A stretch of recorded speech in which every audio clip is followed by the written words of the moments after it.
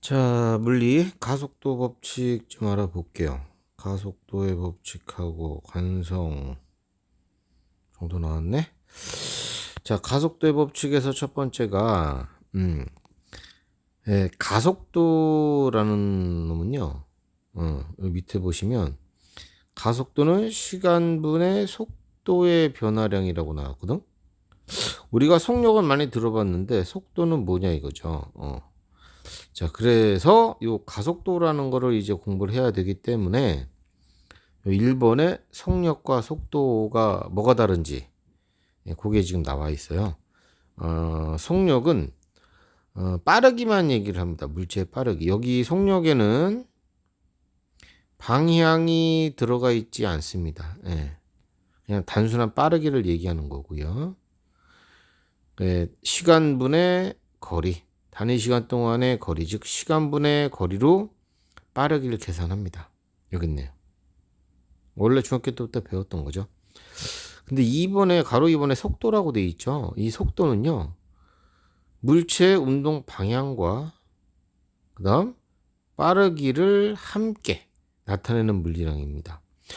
물체가 운동할 때 방향을 안 바꾸고 한 방향으로 쭉 갈 수도 있겠지만 이렇게 곡선 운동을 할 수도 있고요. 그죠? 왔다가 다시 돌아갈 수도 있고요. 이런 굉장히 다양한 운동이 있거든. 한 방향으로 쭉 갈 때는 이 속력을 계산해도 돼요. 방향 같은 게 필요 없으니까. 근데 왔다 갔다 하고 이럴 때는요. 물체가 지금 현재 시점에 어느 쪽으로 움직이고 있는지 방향이 들어가야지 정확히 운동 상태를 알 수 있거든요. 자, 그거를 나타내 주는 게 속도예요. 그 속도는 공식 자체가 달라요. 시간분의 변위로 표시하죠. 변위. 변화된 위치. 자, 그래서 속력하고 속도식을 보니까 시간분의 거리하면 속력, 빠르기죠. 시간분의 변이하면 속도, 방향 플러스 빠르기랍니다. 이 두 개가 또 다르네요. 정확히 얘기하면 이 두 개가 달라요. 거리하고 변이가 또 뭐가 다른지 공부해야 되겠죠. 여기 나온 거죠. 이동거리는요. 물체가 실제로 움직인 총거리를 나타내고 있다. 이쪽으로 100m 갔다가 거꾸로 돌아왔다 50m. 이렇게 왔다 갔다 운동을 했으면 실제 움직인 거리 150m입니다. 이렇게 하면 이동 거리예요. 근데 변이는 뭐냐? 변화된 위치. 위치의 변화량을 변이라고 하는데요. 맨 처음에 여기서 있었죠? 여기서 출발해서 오른쪽으로 갔다가 다시 돌아와서 왼쪽으로 50m 지점으로 왔어요. 그럼 변화된 위치는 처음이 여기고 맨 나중은 여기니까 얼마큼 변화됐습니까? 요만큼. 즉 50m만큼만 변화가 일어났습니다. 얘가 이렇게 갔다 온 거 관심이 없어요. 처음에 시작점, 마지막에 도착점. 그것만 그냥 관심이 있는 거예요. 중간에 어떤 경로로 왔는지는 관심이 없고요. 여기가 원래 여기 있었니? 시간이 뭐 얼마 지나서 보니까 이제 너 여기 있네. 그러면 요만큼 변화가 된 거야. 이런 개념이 변입니다. 그래서 처음 위치에서 나중 위치까지의 직선거리와 그 방향을 나타내 주는 게 변이에요. 변이. 자, 이거 좀 지워볼까요? 이렇게 보시면 더 편하겠죠. 여기 있던 물체가 아까도 얘기했지만 이쪽으로 100m 갔어요. 이쪽으로 돌아왔는데 50m 돌아왔어요. 시간은 갔다 오는데 총 걸린 시간은 얼마로 할까요? 10초 걸렸다고 할게요. 그러면 이제 하나는 해볼게요. 이동거리를 물어봤어요. 그리고 변이를 꼭 이제 답을 할 때는 방향이 들어가야 되잖아. 오른쪽, 왼쪽. 물리에서 오른쪽은 일반적으로 플러스라고 많이 넣습니다. 왼쪽은 마이너스라고 많이 넣고요. 자, 그럼 볼게요. 이제 이동거리를 물어봤어요. 이동거리를 누가 물어보시면 그냥 방향 안 적어도 되죠. 150m요 라고 대답하면 되고요. 변이를 물어봤어요. 변이. 그러면 변이는 시작 출발점이 여기, 도착점은 여기, 요만큼이 변이의 방향과 크기거든. 그래서 오른쪽 플러스 방향 쪽으로 50m요. 이렇게 방향이 들어가야 돼요. 속력을 물어봤어요. 속력은 시간분의 거리니까 10분의 150 해가지고 15m/s. 속도를 물어봤어요. 하면은 시간분의 변이니까 10분의 플러스 50 해가지고 플러스 5m/s. 역시 요렇게 방향, 이것도 방향, 플러스 방향이란 뜻이죠. 이런 게 들어갑니다. 변이나 속도에는. 자, 그래서 이동거리하고 변이, 속력, 속도 구할 수 있으면 좋겠고요. 이제 그게 끝나고 나면 이제 가속도 얘기가 나옵니다. 가속도. 가속도는 뭐냐? 물체의 속도가 달라지는 거거든요. 물체에 뭐가 작용하면 힘이 작용하면 빠르기가 바뀌거나 방향이 바뀔 수 있죠. 자, 물체의 속도가라고 나왔어요. 속도는 뭐다고? 방향과 빠르기라고, 그지? 그러니까 힘이 작용하면 방향이 바뀔 수도 있는 거고요. 빠르기가 바뀔 수도 있는 거예요. 자, 이런 변화가 시간에 따라 얼마큼 변했냐? 그게 바로 가속도입니다. 가속도. 자, 가속도의 크기, 시간분의 속도 변화량을 가속도라고 합니다. 예를 들어서 여기 있던 뭐 2km짜리 어떤 질량을 가진 물체가 이쪽으로 2m/s 가고 속력을 가지고 있는데 10초 후에 오른쪽 방향으로 12가 됐어요. 이렇게. 그럼 가속도를 구할 수 있다니까요. 총 걸린 시간은 10초. 속도 변화량은 나중속도, 여기 플러스 방향이죠. 나중속도 플러스 12에서 빼기 처음 속도 플러스 2입니다. 오른쪽으로 가고 있으니까 이렇게. 그러면은 10분의 10이 나오겠죠. 그죠? 플러스 10. 따라서 가속도는 플러스 1m/s의 제곱 이렇게 넣는 거예요. 이 가속도도 당연히 뭐예요? 방향이 있겠죠. 가속도도 마찬가지로 물체의 어느 쪽 방향으로 작용하고 있는지, 뭐가 힘이 이런 걸 알려주는 단서이기 때문에 방향이 이렇게 들어갑니다. 즉 플러스 방향 쪽으로 이 물체의 오른쪽 이쪽 방향으로 이런 힘이 작용한 거예요. 어떤 힘이. 그래서 점점 빨라진 거죠. 여기 나왔네요. 가속도의 방향은 속도의 변화량의 방향과 같다. 속도 변화량의 방향과 같다. 또 결과적으로 가속도의 방향은 요 힘, 주어진 힘이죠. 알짜 힘이라고 하는데 알짜 힘의 방향과 같습니다. 자, 속도와 가속도, 즉 가속도는 내가 뭐하고 비례한다고? 힘과 비례한다고 그랬죠? 물체가 굴러가고 있는데 운동 방향 굴러가고 있는데 그 방향으로 힘이 가해지면 당연히 점점 빨라지겠죠. 크기가 증가하겠죠. 속도와 가속도의 방향이 반대일 때는 점점 느려지겠습니다. 이렇게 보시면 되겠네요. 자, 밑에 있는 그림 이쪽 방향으로 힘이 지금 작용한 거예요. 점점 빨라지네요. 점점 빨라지네요. 자, 운동은 오른쪽으로 하고 있는데 왼쪽 방향으로 가속도가 가해졌다. 즉 이쪽 방향으로 힘이 가해졌다. 이런 뜻이고요. 점점 느려집니다. 라는 얘기입니다. 자, 물체가 가속도 운동은 뭐냐? 물체의 속도가 이제 변화할 때 가속도 운동을 했다고 얘기를 하고요. 속도가 빨라지거나 느려지거나 또는 방향이 바뀌거나 빠르기가 변하는 운동 또는 방향이 변하는 운동, 이런 것들이 전부 다 가속도 운동에 해당이 됩니다. 뭐 개념 정도 나와 있고요. 한번 풀어보시고, 그 다음에가 관성의 법칙이라고 나왔네요. 관성, 우리가 일상생활에서 많이 쓰는 단어죠. 물체가 이제 이쪽으로 운동하고 있으면 그쪽으로 계속 운동하려고 하는 거. 정지한 물체는 계속 정지하려고 하는 거. 뭐 변하지 않는 걸 우리가 관성이라는 말을 일상적으로 많이 쓰곤 해요. 그래서 현재 상태를 유지하려는 거를 관성이라고 얘기를 합니다. 현재 운동 상태는 뭐냐? 정지 상태 또는 등속도 상태입니다. 정지나 등속 상태를 유지하려는 성질을 관성이라고 합니다. 여기다 그래서 관성의 현상은 두 가지예요. 정지 상태의 물체에 대한 얘기가 이렇게 나와 있고요. 운동하는 물체는 계속 운동하려고 합니다. 예, 그래서 두 가지가 나옵니다. 이렇게 등속도 운동을 한다 나왔죠. 자, 버스가 갑자기 출발하면 승객이 뒤로 넘어집니다. 승객이 왜 넘어져요? 정지하려고 하기 때문에 이 승객은. 그래서 승객의 정지관성 이렇게 되는 거예요. 승객의 정지관성.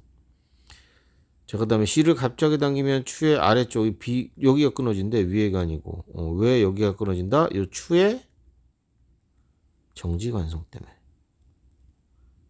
이렇게. 추의 정지관성 때문에. 달리던 사람이 돌부리에 떡 부딪히면은 넘어진대. 아래쪽은 멈췄는데 몸 위는 계속 이쪽으로 뭐 하고 있으려니까 가려고 하니까. 윗부분에 윗몸에 운동 관성 때문에 그렇죠. 그래서 관성에는 정지관성이 있고 운동관성이 있다는 거 알아두시면 좋고, 이러한 관성은 질량이 큰 물체일수록 큽니다. 예. 버스, 택시보다 버스가 멈추기 쉽다 어렵다? 어렵죠. 관성입니다. 이게 질량이 클수록 관성이 크고요.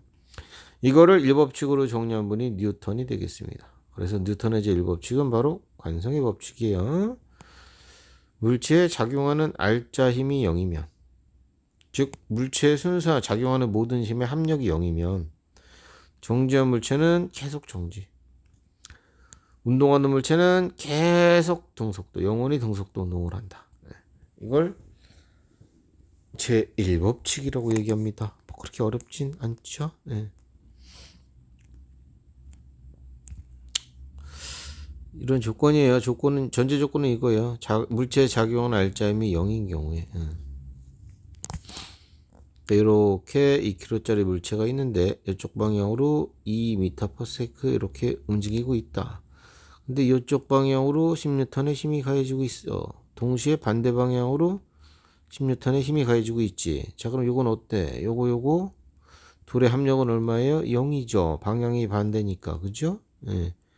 자, 알짜 힘이 0이니까 이 물체는 오른쪽 방향으로 2m/s 영원히 등속 운동을 하겠죠. 이런 얘기입니다.